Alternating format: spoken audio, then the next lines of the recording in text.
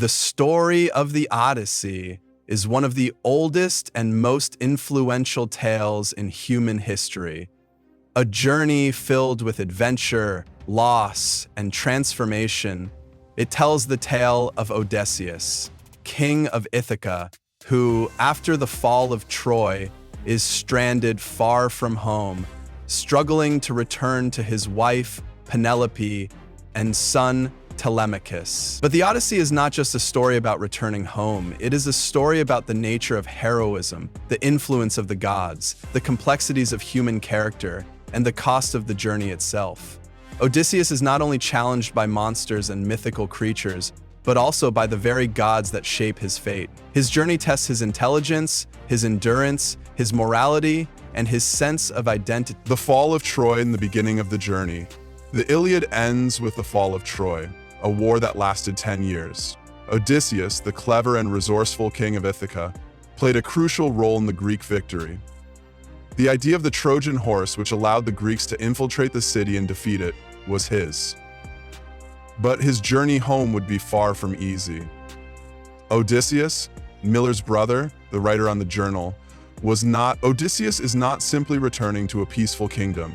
His journey is marked by divine anger, moral dilemmas, and tests of strength and wit. As he sets sail with his men, they are unaware of the trials that await. The gods have their own plans for Odysseus, and what seems like a straightforward return is destined to stretch into a voyage that will take decades. Odysseus becomes uncontrollable, and at the very end of the journey, his brother threatens to penetrate his body and ask Odysseus to leave his mind to one of his dreams. The role of the gods: intervention, favor, and wrath.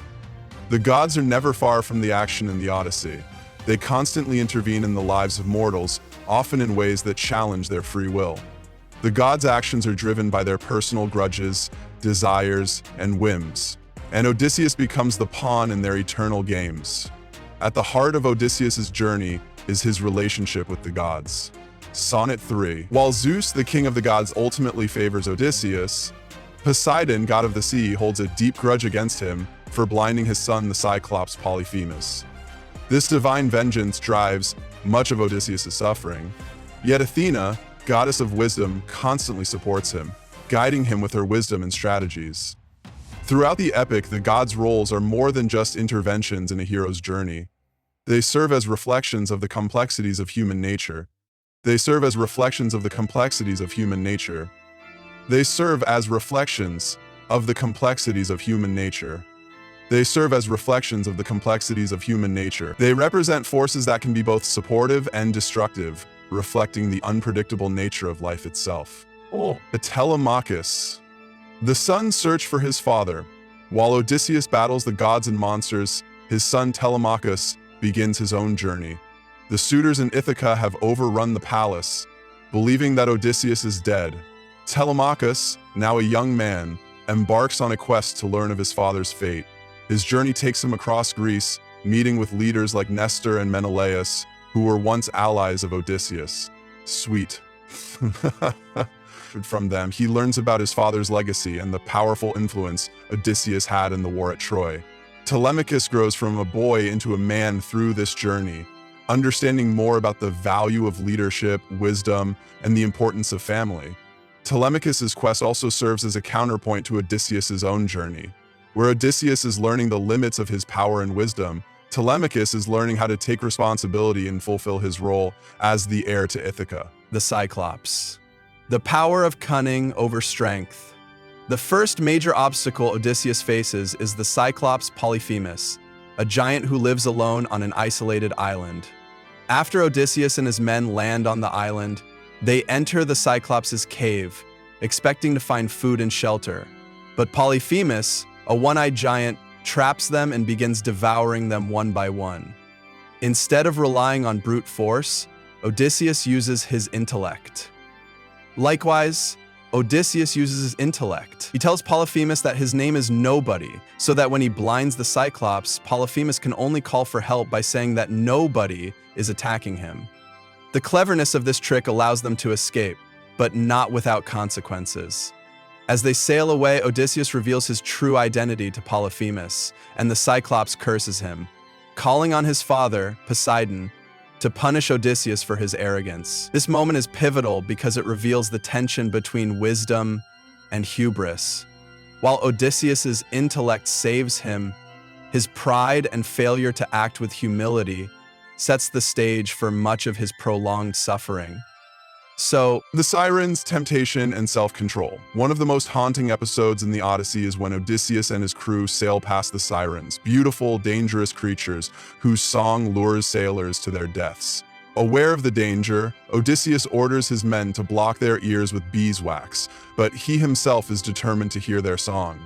He has himself tied to the mast of the ship, ensuring that he cannot act on the temptation to follow the voices. This moment demonstrates Odysseus's complex nature. He is a man who desires to learn, to know, but he is also aware of the danger that knowledge and desire can bring. He sacrifices control over his own desires in order to fulfill a larger, more responsible mission.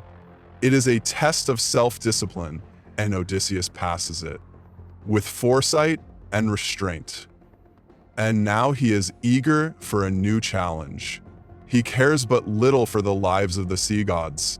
It is a test of self-discipline, and Odysseus passes it. Scylla and Charybdis, the impossible choice. Following the Sirens, Odysseus faces another moral and physical challenge, the twin monsters, Scylla and Charybdis.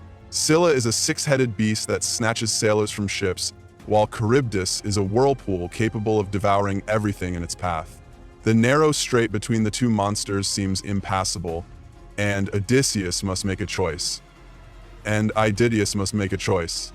that passing too close to Charybdis would result in the destruction of the entire ship, Odysseus chooses to sail closer to Scylla, sacrificing a few of his men to save the rest. This decision is a painful one, illustrating the difficult choices that leaders must make, often where no perfect solution exists. Odysseus's choice exemplifies the necessity of making sacrifices for the greater good, even when it involves personal loss. So, when you decide whether to take a sacrifice for the greater good, even when it involves personal loss. The island of the sun god, temptation and divine retribution.